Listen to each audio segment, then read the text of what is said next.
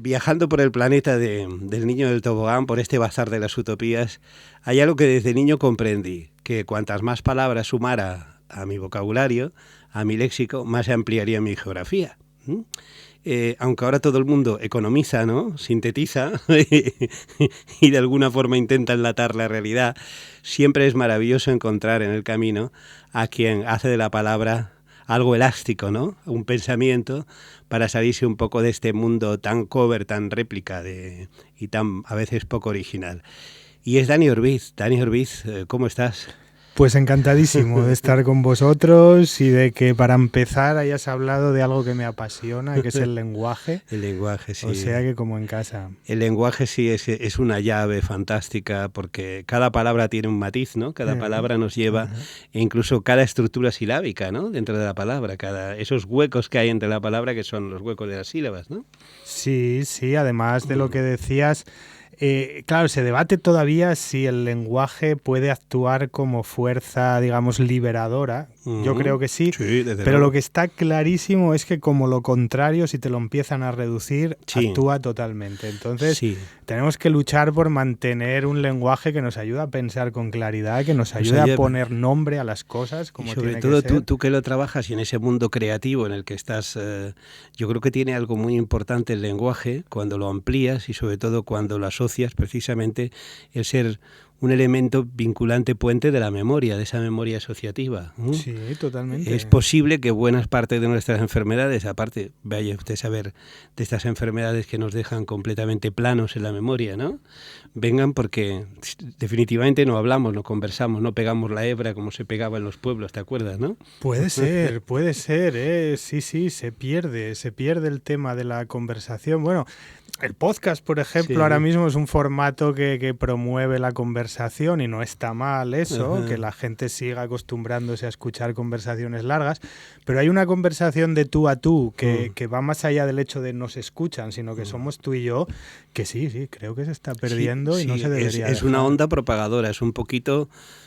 Es como un tres, como si hubiera un Espíritu Santo, es decir, cuando están dos personas hablando, hay algo más que entra, hay un misterio que entra, que no lo hace la tecnología. La tecnología tiene cosas fantásticas, innovadoras, no soy nada apocalíptico en eso, a favor de la tecnología por completo, pero como el contacto del ser humano con esa palabra, que en la conversación, yo recuerdo, bueno, grandes conversadores he tenido la suerte con Antonio Gala, con Jesús Quintero, era un auténtico espectáculo, porque no se entendía la palabra como un combate, ¿no? Ya sé que vosotros hacéis ese tipo de reto, no, pero no se entendía como un combate, se entendía como si lanzaras una piedra, lo que llamaban ellos la memoria concéntrica, ¿no? Es decir, lanzas como una piedra en el agua, en el pozo y va, y de repente, ¿no? Va haciéndose ese valor de la conversación creativa, ¿no? Sí, lo nuestro en el Poetry Slam, bueno, es un combate aparentemente. Es verdad que cuando salimos a recitar se hace como si fuesen las Olimpiadas, que te dan... pero es una escenografía. Es una escenografía. Y es verdad que sí que promueve que se hagan reuniones, que son los slams, donde va mucha gente que tiene un amor común, que es principalmente la poesía y también el lenguaje. Y de ahí luego, cuando no estás participando, salen conversaciones larguísimas, interesantísimas. Claro, es el desbloquear el nudo y la palabra, no sé, lo estábamos comentando fuera de micro, la palabra casi es terapéutica, la palabra cura. O sea, simplemente es como una imposición de lo invisible que aparece y que de repente es un ungüento casi mágico, ¿no? Sí. Bueno, como decía un escritor que se llama Alan Moore de Inglaterra, decía que las palabras pueden hundirte o pueden hacerte sentir genial, y que todo depende, son las mismas palabras, es la combinación que hagas de ellas. Es decir, puedes conseguir casi cualquier cosa combinando una serie finita de caracteres. Es un poco, yo no sé qué te parece, yo siempre lo comparo como cuando intentas abrir una caja fuerte. Las palabras puedes decir amor, corazón, lo que tú quieras, pueden ser las mismas palabras de siempre, pero caramba, si no las colocas en la estructura de siempre, pasa como yo escribo muchas letras de canciones cuando intentas colocar en el estribillo esa magia del estribillo, no es lo mismo decir te amé que y te amé, o te ama, o aunque hagas una iteración esa historia, la magia completamente desaparece. Sí, es como si estuvieras ahí intentando abrir la lata y no lo abrieras, y de esa la otra manera lo abres. Tú lo habrás comprobado, ¿no? En tu ejercicio, ¿no? Y te quedarás sonriendo y diciendo, caramba, porque algo muy bonito de tu trabajo es que es un hallazgo continuo. O sea, que tú sales a hacer una cosa y tú mismo te sorprendes de lo que estás encontrando, claro. Sí, cierto. Lo he comentado también con más gente que escribe poesía. Es muchas veces como si el poema existiese ya en algún tipo de plano distinto, y lo que haces es tirar de él, porque llega un momento que efectivamente eres tú el que... No es algo que salga de ti, sea como ya está, sino que vas como abriendo, descubres cosas. Exacto, así es. Yo creo que la creación está... Bueno, los que hacemos creación en cualquier formato somos como mediums, como creadores, simplemente nos conectamos. La prueba es que o lo haces en ese momento, en el lugar donde se está haciendo, y tomas nota en ese momento. Si luego vas a casa o a otro lugar e intentas reproducir aquello, no se produce. Es como si el wifi de aquella zona se hubiera no puede ser, no sé, decir, te habrá pasado, ¿no? Decir que tienes una idea, tienes que repentizarla rápido porque en un momento determinado ya no la puedes reproducir de la misma manera. Ya ha aparecido porque en realidad es una línea de contacto con lo invisible. Tú decías, como una realidad paralela que está flotando, y de repente pues dice, pues te ha tocado Dani Orbiz, ¿no? Se te ha tocado hacer ese trabajo. Puede ser, lo que pasa es que yo en ese caso soy un poco diferente. Sí que es cierto que se me han ocurrido muchas cosas que luego las he perdido por no apuntarlas, pero no, a veces la mayoría de las veces me vienen las ideas, las dejo en la cabeza, porque luego yo soy muy obsesivo y me quedo dándole vueltas para que no se me olvide, hasta que igual pasan varios días y lo apunto. Y luego vuelve. Sí. Sí, lo que tiene que volver, vuelve.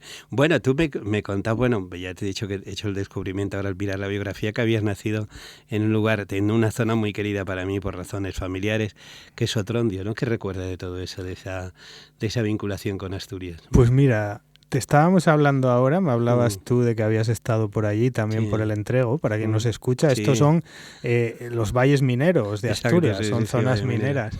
Y claro, la infancia tiene esa cosa de evidentemente paraíso perdido. Entonces yo recuerdo mi infancia con mucha alegría, porque fue muy bonita y fui muy feliz y lo pasé muy bien.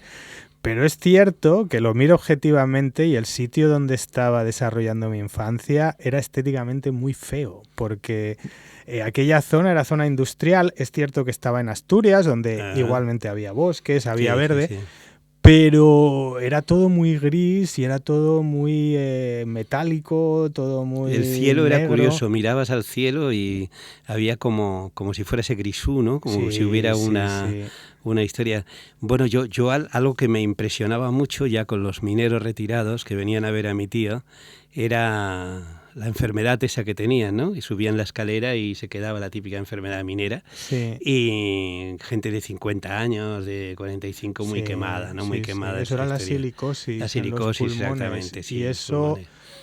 creo que a partir de los años 60 empezaron a utilizar una técnica para que el polvo dentro de la mina no quedase, no estuviese tan presente, y a partir de ahí mejoró mucho. Pero antes de eso, es lo que tú dices, el 100% de los mineros a los 40 y pico años... Sí, estaban completamente quemados. Era espectacular porque veías unos hombretones extraordinarios que subían un par de pisos y sudaban como pollitos, ¿no? Sudaban como pollitos.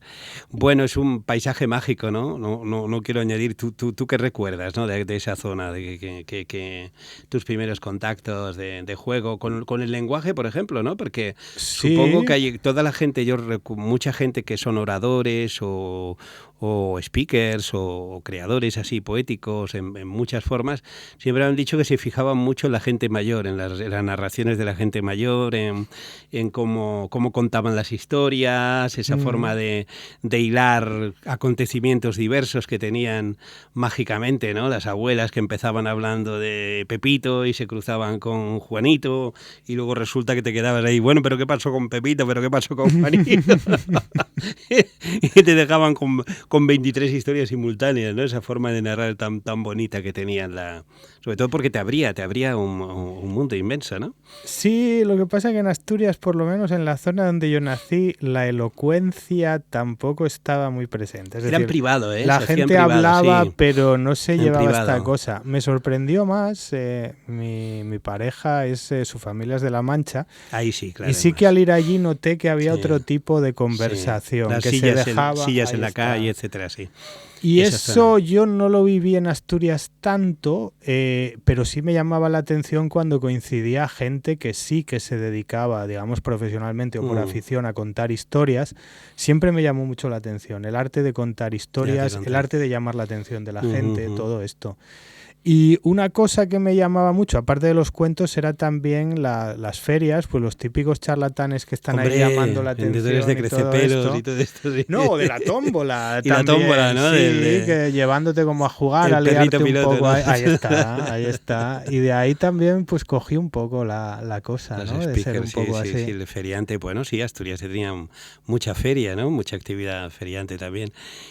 Bueno, luego ¿estuviste siempre en la zona rural o marchaste a estudiar tipo Gijón, Oviedo, Avilés? No, me fui a estudiar a Madrid. ¿A Madrid directamente? Sí, justo antes de cumplir los 18 me fui a Madrid a estudiar y allí me quedé otros 17. Que eso coincidía años más o menos, sería ya años de la movida, ¿no? No, hombre, no, más tarde. Más tarde, eso ¿no? era el 94. 94 ya posmovida total. Quedaban residuos. Sí, yo estaba viviendo allí, quedaba, bueno, ya la agonía.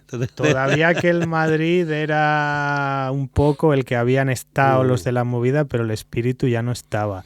En aquel momento cuando yo fui, el bombazo era Historias del Cronen. Sí, claro, la generación esa Cronen de Mañas y compañía, claro. Y era un poco lo que estilísticamente y vitalmente estaba invadiendo ya la capital. Sí. Y fue lo que me tocó. Sí, una especie así bueno, pasó un poco en paralelo como Barcelona, post-Olimpiadas, un post-movida, una especie de esa imagen gráfica, ¿no? De la gente colgada de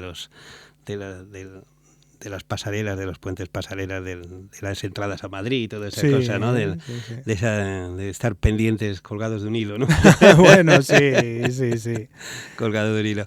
Bueno, sensación de agonía después, claro, después de una euforia tan espectacular es lógica, ¿no? Es una parte tan reflexiva, ¿no? Pero todavía la ciudad tenía vida en aquel momento. No, siempre la ha tenido Madrid, siempre, siempre la ha tenido Madrid. Siempre, bueno, yo he estado viviendo, yendo y viniendo mucho por allí, siempre me quedo en Malasaña, que es mi barrio de referencia, allí en apartamentos Tribunal, siempre ha tenido más focalizado, más localizado en unos sitios, porque claro, el Madrid no empieza ni acaba en la movida, paralelo a la movida estaba el Madrid rockero, que nada tenía que ver con la movida, los grupos literarios que siempre se han movido, ¿no? De una forma o de otra, y el Madrid que se desplazó luego a la sierra, que había también mucha vitalidad en algunos lugares, Escorial, etcétera, ¿no?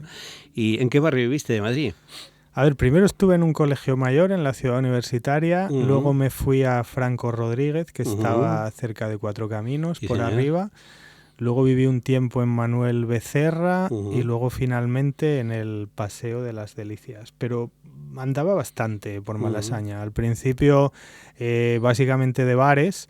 Y luego cuando empecé a juntarme con gente con inquietudes literarias, porque el epicentro en el que nos juntábamos estaba allí. Era un sitio que se llamaba el Bukowski Club. El Bukowski, y antes estaba Manuela, el Café del Foro, etcétera, Café de Ruiz, donde había no exactamente el fenómeno que vosotros inaugurasteis un poquito aquí, sino el previo de la reunión, donde uno leía un poema, el otro hacía un poquito de espectáculo, y eso en particular en Café del Foro, donde empezó allí en la Plaza del 2 de Mayo prácticamente, Wyoming, Reverendo, Las Virtudes, Javier Crae, infinidad de gente allí estaba en la historia. Y más previo, en la calle La Palma, el Manuela, que era el sitio de referencia de Chant Ferlosio, Carmen Martín Gaite, etcétera, mucha gente, ¿no?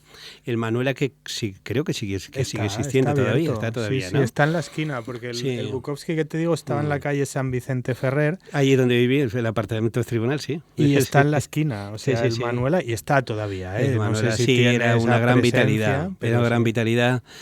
siempre ha estado ahí y siempre han vivido ahí escritores o cerca, han vivido mucho, a un paso en Salesas o en de esto, pues gente como Trapiello, Llamazares, Sánchez Dragó, por ahí andaba, ¿no? Y muchísima otra gente más, ¿no? Esa vitalidad. Y luego te vienes para Barcelona, entonces, ¿no? Sí, me vine a Barcelona a finales, bueno, principios del 2012. Ajá. Y aquí, bueno, a Barcelona no, a Hospitalet. A Hospitalet, claro, tú ya eres... A Hospitalet, y aquí llevo desde entonces. ¿Y cómo fue caer aquí en el planeta Hospitalet? Pues, a ver, normalmente para mudarse de un sitio a otro hay principalmente dos razones. Una es el trabajo y yo vine por la otra, que es el amor. Ahí está, eso es lo más bonito del mundo. Eso es lo más bonito del mundo, sí señor. Lo único que merece la pena. Había venido precisamente con el grupo poético con el que estaba, que se llamaba La Vida Rima. Vinimos a hacer un recital a Barcelona, al Raval. Y bueno, pues allí conocí a mi chica y estuvimos un tiempo yo en Madrid y ella en Barcelona. Y al final pues me vine. Bueno, ¿y te instalaste en Hospitalet directamente, no? ¿En qué barrio? En el centro. En barrio centro. Sí, he vivido básicamente en dos sitios. En la calle Tarragona, ahí al lado de la Farga, y ahora vivo en la calle Teclasala. Ajá, muy cerquita, claro. Sí. ¿Y qué te sorprendió primero de vivir en Hospitalet? Pues me sorprendió que no estaba nada mal. En realidad, yo lo poco que había escuchado tenía esta fama como de ciudad periférica, casi dormitorio, y fue llegar y ver que no. O sea, que era una ciudad con bastante vida, una ciudad en la que se podía estar bastante bien. Me chocó mucho. Claro, he vivido en el centro siempre, pero salir a la Rambla del centro me encanta. Está llena de vida, pero de vida real. Y de mucha historia, además, y de mucha historia. Claro, Lástima es que han desaparecido cines que eran clásicos allí, cosas de estas.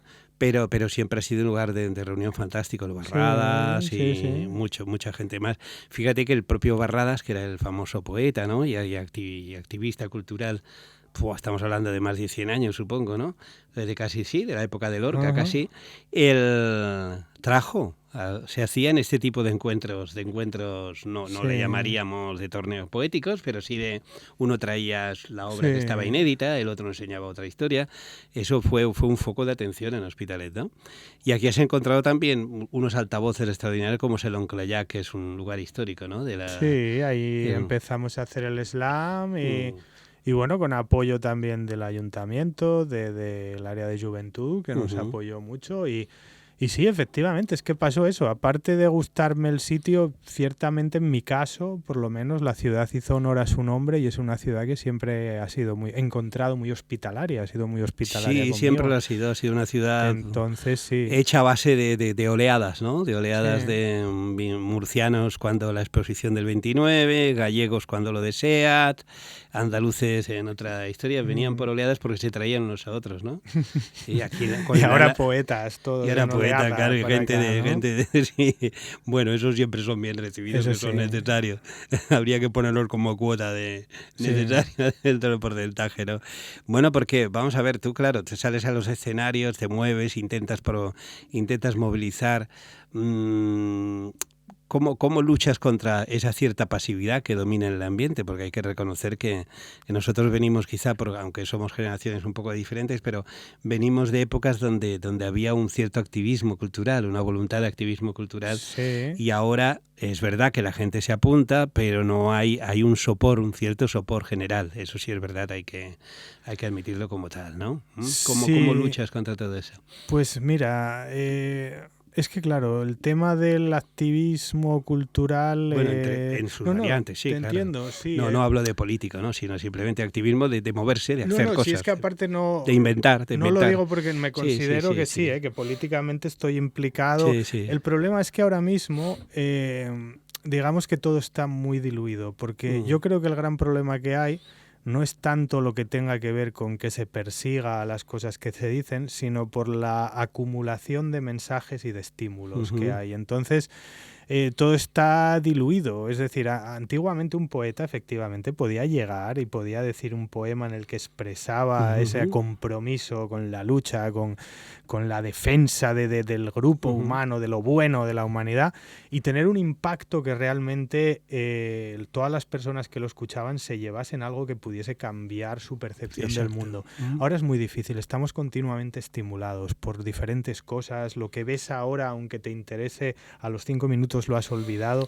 Entonces, bueno, yo creo que no sé qué te pensará. Hay una excesiva presencia de lo que es el concepto de ahora, de la satisfacción inmediata, y hay algo que creo que va muy pegado a la cultura y al crecimiento de la persona, que es la continuidad. O sea, yo creo que sin continuidad no se hace una carrera, no se hace una obra, no se hace una vida, no se hace un amor, no se hace una... esto no es un esquema conservador, sino simplemente es la lógica de la naturaleza. Tienes que sembrar y tienes que tener paciencia para ver el desarrollo de lo que estás haciendo. Esto no existe ahora. O sea, existe una demanda de urgencia, de tal manera que te puedes encontrar, y te habrá pasado, gente que se apasiona contigo y habla maravillas y te endiosa, y a lo mejor 15 días después, pues ya te ha archivado. Pasa, ya te has sustituido por otro, y tú te quedas un poco que a veces te digo, bueno, ¿qué pasa? Ni una cosa ni otra, ¿no? Acabas creando un objeto que aparentemente es de consumo rápido. Lo que pasa que, volviendo a lo que decíamos antes, un poco ese es mi juego al final. Yo hago un tipo de poemas que puede parecer como que se consumen rápidamente, que entran fácil, pero intento que siempre haya una pequeña trampa, que quede un pequeño pozo de lo que hago. Y al final el mensaje por el que lucho, más que una lucha física, política contra lo injusto, es más el hecho de transmitir a la gente que me escucha el hecho de que utilizar la cabeza y pensar y ser capaz de gestionar ideas y crear ideas nuevas es divertido y es bueno. Porque al final también el mensaje que lanzan en contra de nosotros es como esta cosa de hacernos tontos, o sea, darnos cultura que es... Tampoco me gusta el término cultura basura, porque basura es otra cosa, es forraje, es decir... Sí, es sobre todo sucedáneo.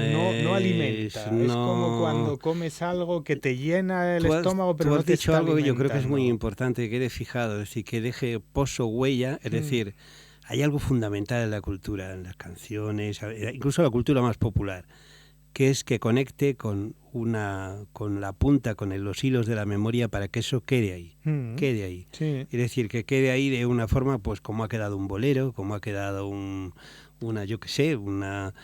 película emblemática, como ha quedado un libro, como ha quedado algo, y eso tiene que ir separado de esa conciencia del éxito inmediato, porque claro, el éxito inmediato generalmente tiene su embés, que es el olvido inmediato. Claro. Ese forma parte de la misma lógica, claro. Sí, es en la que misma lógica. Metidos. Entonces, pero yo creo que has de trabajar, y eso es muy importante en tu trabajo, trabajar sobre la memoria para que dejar algo que a lo mejor no se percibe de inmediato, sino que cuando la gente vuelve unos 2 días, mira aquello que había dicho Dani Orbiz, ¿no? Mira aquello que había dicho, mira esto que había dicho, no me había fijado, bueno, claro que se había fijado, pero se le había quedado, se le había quedado con una digestión un poco más lenta, ¿no? Me ha pasado y me hace muy feliz que me digan eso, gente que me ha visto y luego me di cuenta, pensé en esto que habías dicho, pues de eso se trata, por lo menos en mi caso, otra gente luego tira por otros caminos. Sí, se trata, bueno, pues una labor, claro, pionera, y tienes que crearte tu propio hueco y crear tu propio universo y tu propio estilo. Ahora sí es verdad que todo el mundo se parece un poquito a todo el mundo, o sea, quiere decir que no tienes esa singularidad del artista, el que hay muchos cantantes que suenan igual, muchos escritores que suenan igual, o todos hacen novela negra, todos hacen novela histórica. Yo novela negra, mi colega, digo, pero tío, vamos a ver, en un país mediterráneo, no he visto nunca más cabezas rodantes en poco metro cuadrado, ¿no? Sí, es cierto. Esto es un poco preocupante, ¿no? ¿Qué pasa? Que no veis el sol, no veis la historia, no veis quiere decir, ver el sol o la belleza no quiere decir que no veas los problemas, ¿no? Pero es evidente que no sales de ellos si te quedas dándole patadas al bote de hojalata. O sea, eso es evidente, ¿no? Es decir, tienes que el bote de hojalata, sí hay que dar una patada, pegarle fuerte para sacarlo fuera del escenario, pero evidentemente abrir hueco, abrir luz, ¿no? En el túnel, abrir luz, porque si no, esa función pionera que de alguna forma tiene su punto también de humor, de creación del lenguaje, de todo, esa llave para abrir otra puerta, ¿no? Como si fuera como abre Harry Potter, ¿no? Una puerta, pom, pom, pom, de repente, que a veces es una sorpresa en el camino.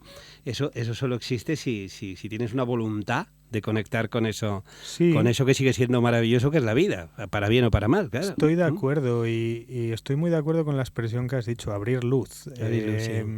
También, sí, se trata precisamente quizás de explorar nuevos caminos, o no sé si nuevos, porque nuevo es difícil encontrar algo, pero caminos que suenen nuevos, que suenen como nuevos, pero también no solo para ti, sino para que cualquiera que pueda o que quiera seguir por ellos también los tenga ahí, ¿no? Mostrar un poco, yo he tirado por aquí, quien quiera puede venir e incluso avanzar y sacar cosas también. Es evidente, ¿no? Que el creador como tú pues tiene que abrir senda, ¿no? Lo que se llama abrir senda para que otra gente haga. Y bueno, ¿cómo fue digamos, la posibilidad de trascender? O sea, de que aquello que estabas un poco como juguete de laboratorio, que estabas empezando a trabajar con el lenguaje, ¿cuáles fueron las primeras oportunidades para asomarte y asomar la nariz y hacer tu trabajo, esos saltos cualitativos, primeros saltos cualitativos para decir, caramba, pues aquí tengo un espacio, puedo desarrollar este espacio, ¿no? Es que fue un movimiento un poco orgánico en ese sentido. Yo nunca me planteé al respecto de a dónde quería llegar haciendo poesía, no me planteé nada. Yo simplemente tenía una necesidad de contar cosas. Quería disfrutar contándolas, quería disfrutar escribiéndolas, y me empecé a dar cuenta de que me gustaba hacerlo en directo, me gustaba recitarle a la gente y que había una respuesta que funcionaba, y que aparte en un mundo como el de la poesía, donde supuestamente era muy difícil el poder vivir de ello o sacar un beneficio, iban saliendo cosas, ¿no? Y un poco pues el primer gran punto de inflexión fue ese, ver que te van llamando, que vas a un sitio, al contrario de lo que tú decías, y sorprendentemente la gente no le desapareces de la cabeza, sino que se acuerdan de ti. Te vuelven a llamar. Te vuelven a llamar. Por ponerte un ejemplo, tengo una buenísima relación con la gente de Guadalajara, que hace el maratón de cuentos ahí. Es verdad, sí. Y a Guadalajara fui por primera vez porque una de ellas, de las que lo organiza, me vio en Madrid actuar en una actuación que tenía, y no le gustó, dijo, esto hay que llevarlo para allá. Y no era capaz de encontrarme en redes, por alguna razón que luego hablando con ella no me explico, pero no era capaz de encontrarme en internet ni en redes. Y estuvo pues como varios meses investigando hasta que al final vio un anuncio de donde había estado actuando, llamó, que era precisamente el Café Díaz en Malasaña, llamó para pedirles mi teléfono y ahí ya me contactaron. Es decir, también es la magia, ¿no? Acaba sucediendo algo que en este mundo de inmediatez sucede lo que buscas. Dejas un pozo, la gente se acuerda de ti y poco a poco vas encontrando... Siempre encuentras unos cómplices en el camino, unos cómplices. Es evidente que la gente es la que te hace crecer, es el espejo de la gente, del persona a persona el que te hace crecer. Bueno, vamos un poco acabando esa primera sesión de el cuidador del parque me dice que quedan 3 minutos, el señor Miralles, pero luego continuaremos con nuestro paseo por estas norias y demás. Bueno, y tú, a pesar de todas las cosas que te han ido pasando en la vida, ¿cómo mantienes ese espíritu de alma risueña que sin duda tienes? ¿Cómo lo mantienes? Pues a ver, a veces es difícil porque vivimos en un mundo un poco complicado y te reconozco que como toda persona medianamente consciente que vive en la época en la que vivimos, mirar alrededor es difícil y ver cómo están las cosas. Mejor quedarse en la cama, ¿vale? Pero bueno, efectivamente, para ser capaz de salir de la cama y afrontar el mundo, pues tengo la suerte de tener un sentido del humor que me ayuda un poco a digerirlo. Tengo la suerte, sobre todo, de ser capaz de esas malas sensaciones escribirlas, convertirlas en algo hasta cierto punto las bonito. Digieres bien, las digieres. Convertir todas esas cosas, también en música, en cosas rítmicas. Y luego, pues como todo el mundo, pues ayudándose de los amigos, de las personas que quieres, concentrándose en lo que merece la pena, que siempre lo hay, pase lo que pase. Y bueno, pues eso, disfrutando de la poesía, porque es verdad que por mal que pueda estar a veces, es ponerme a recitar y me desaparece todo. Es como... Sí, yo creo que es como conectar otra vez con el origen, ¿no? Borras, puedes volver a empezar. Tienes la sensación de que puedes volver a empezar, pero con un poco con el pozo de lo mejor que has vivido, ¿no? Sí, o sea, un poquito como si fuera una selección natural. Bueno, vamos a ir cerrando las luces de esta primera parte del Parque del Niño del Tobogán, pero volvemos, ¿eh, Dani? Muchas gracias por estar aquí. Ahora volvemos.